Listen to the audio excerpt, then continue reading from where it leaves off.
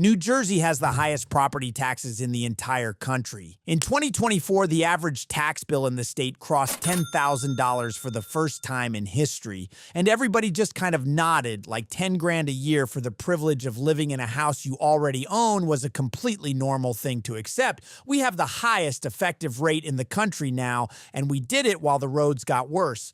But what people rarely mention about property taxes in Jersey is that the average doesn't really tell the whole story, and not in a good way. The richest towns in the state, such as Alpine, generally have effective property tax rates of less than 1%, while many working and middle-class towns have rates 4 to 6 times higher so they can make enough revenue on lower incomes. This creates a situation where the guy in Saddle River is paying a comparatively low amount on a $6 million mansion, while the working-class man in Camden County is handing over a quarter of his yearly paycheck for a 2-bedroom house. There are towns in this state where the property tax is straight-up slow-motion mugging, and the mugger sends you a notice every quarter and calls it a service.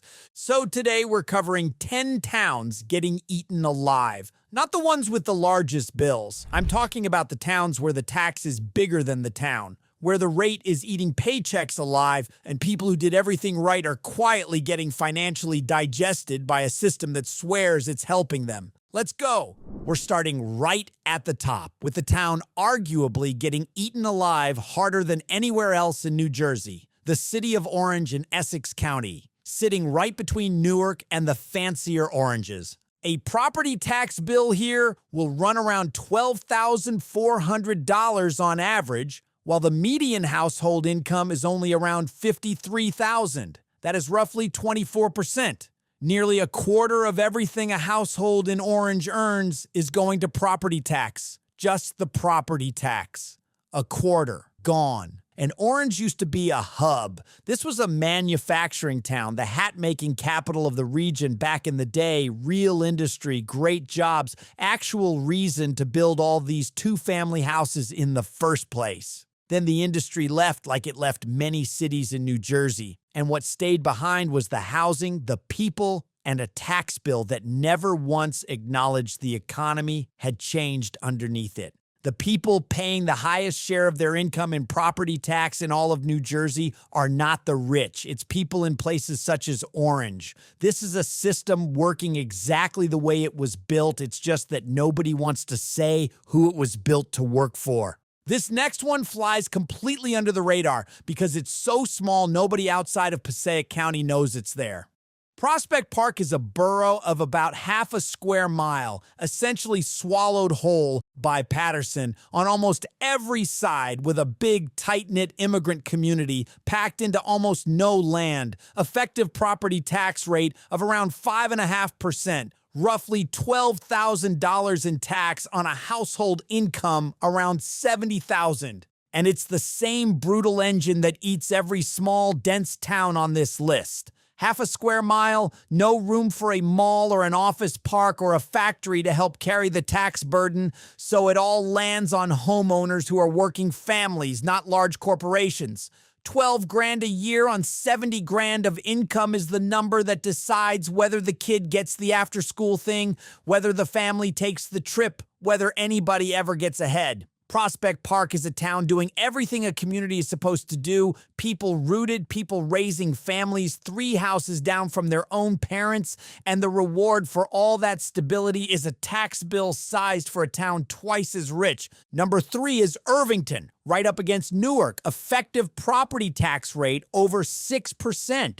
Tax bill around $9,400 on a household income around $54,000. That's 17% of everything the household makes gone to property tax. This is another city with a story similar to that of Orange. Old industry town being taxed for prosperity that is no longer there. In fact, this is the story for much of Essex County. The average Essex family hands over about $1 out of every $6 they earn just in property tax. 1 in 6, and that's the average. In Irvington, it's closer to 1 in every 5 and change. This is a town that is already struggling with above-average poverty and crime rates. and a fifth of the household income is gone before they've bought a gallon of milk. And that's the quiet tragedy of a city like Irvington, because owning a home is supposed to build a family up over a generation. And instead, the tax turns the house into a machine that pulls money out of the family faster than the family can put it in. Up to Bergen County and a bit of a change of character, we're in Bergenfield. Bergenfield is fine. It's a solid, dense, hard-working Bergen County suburb with a huge Filipino-American community, good bones, and a decent commute. Effective property tax rate around 3.3%. Tax bill somewhere near 12 grand on a household income around 110,000. Roughly 11% of everything the household earns gone before the mortgage. This is the squeeze middle, and it's the saddest one on the list because there's no dramatic story attached to it. This is just a normal family in a normal town making what, on paper, is solid money, 110 grand. And then watching 11% of it evaporate into property tax every year. And they make too much to qualify for most of the relief programs, but not enough to not feel it, which is the worst spot to be in. The one where the state looks at your income and goes, "You're doing fine," while your bank account goes, "We are absolutely not." Bergenfield isn't getting eaten alive fast. It's getting eaten alive politely on a payment plan with a smile. And unfortunately, this is the case for much of middle-class New Jersey. Cross into Passaic County and you hit the exact same squeeze. Just city-sized. Clifton, 90,000 people. Median tax bill around $9,800 on a household income around $98,000. Right around 10% of everything the household makes gone.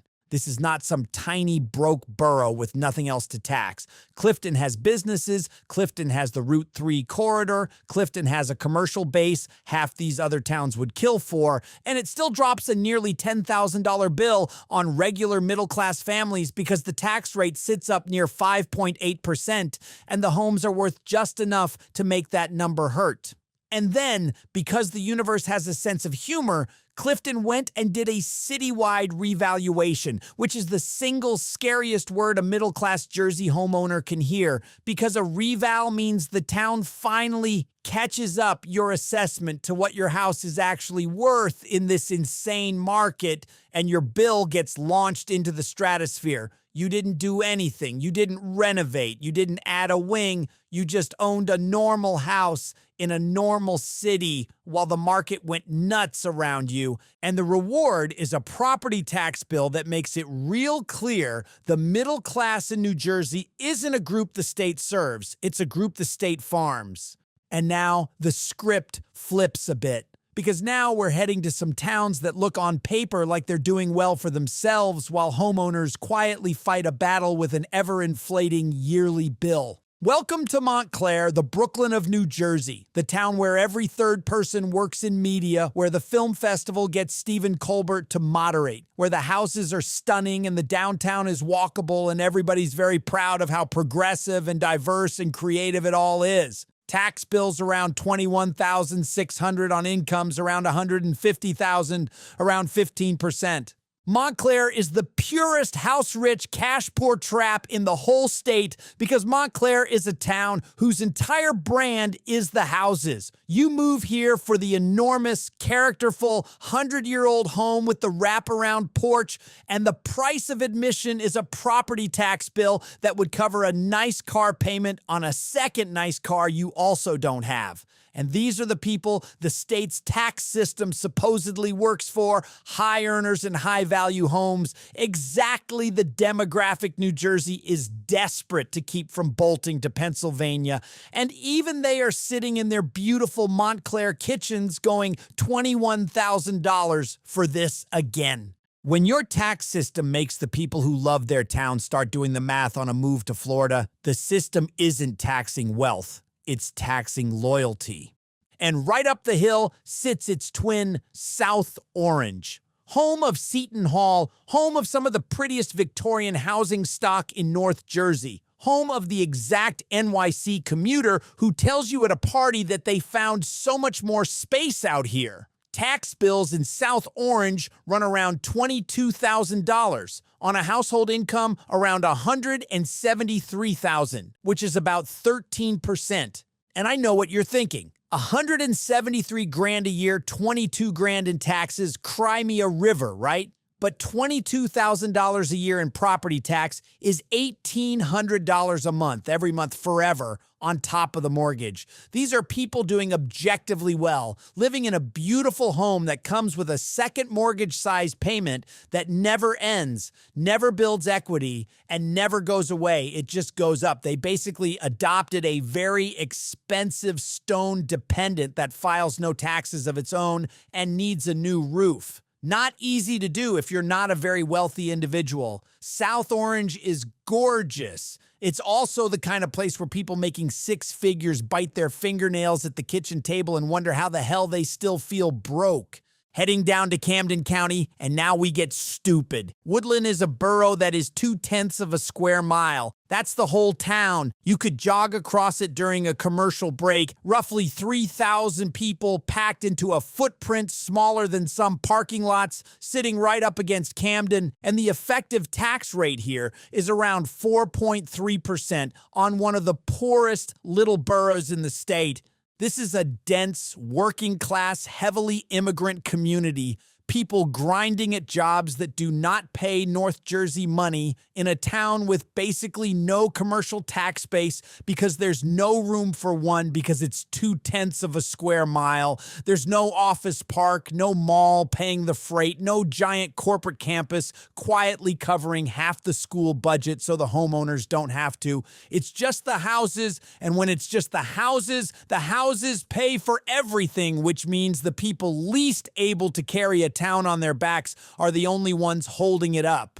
Woodland isn't getting eaten alive by wealth. It's getting eaten alive by not having any. Over to Salem County and Salem City, the county seat of the least populated county in the whole state. Effective rate here is around 4.5%. Salem is genuinely one of the oldest European settlements in the country, founded in the 1670s. And there's the Salem oak that stood over 500 years before it finally gave up in 2019. The tree lasted 5 centuries and quit the same decade as the tax base, because that's the real story. Salem had glassworks, Salem had a reason to exist economically, and then it didn't. And when the jobs leave a small city, the tax base shrinks and the rate has to climb to cover the same firehouse and schools. So the fewer people left to pay, the more each one pays. It's a math problem that only ever solves in one direction, and the direction is out. And we finish in Cumberland County. Bridgeton has an effective tax rate around 3.6%, which doesn't sound insane until you remember this is one of the poorest cities in the entire state, and 3.6% of not much is still a bite out of a body that doesn't have much left to give. And here's the cruel joke of Bridgeton. This town has one of the largest historic districts in all of New Jersey, over 2,000 buildings. Gorgeous old Victorian and colonial architecture. The kind of housing stock that in North Jersey would have people bidding 60 grand over asking and calling it full of character. You've got a beautiful 19th century home, a household income that hasn't moved since the glass factories left, and a tax bill calculated like the market's about to boom any second now. It never booms. You're paying tomorrow's tax rate on yesterday's economy, and that gap is exactly where a town goes to die. The jobs go, the tax base shrinks, and instead of the bill going down, it goes up because there are fewer people left to split the same costs, so the ones who remain pay even more. New Jersey has had some of the worst out-migration in the whole country for years, and the people leaving overwhelmingly point at one thing: the cost, the taxes, the bill. And the state knows. That's the funny part. So they hand you these little relief programs. Anchor, the senior freeze, Stay NJ, Band-Aids with acronyms where they take 12 grand from you, and then if you qualify and file the right form on time, mail a little of it back and expect a thank you card. It's like getting mugged and having the mugger press a folded 20 into your palm on the way out so you don't feel so bad about it. Drop your town in the comments and tell me how bad property tax has gotten there. I'm curious to hear from you all.